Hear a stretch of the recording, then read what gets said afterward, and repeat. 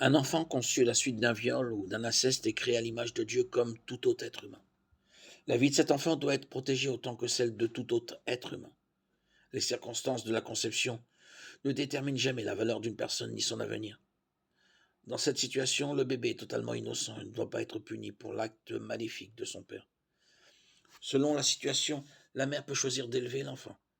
Si elle ne dispose pas déjà d'une communauté de soutien, elle peut se tourner vers de nombreuses organisations et églises locales prêtes à l'accompagner. Ou bien, elle peut placer l'enfant en adoption.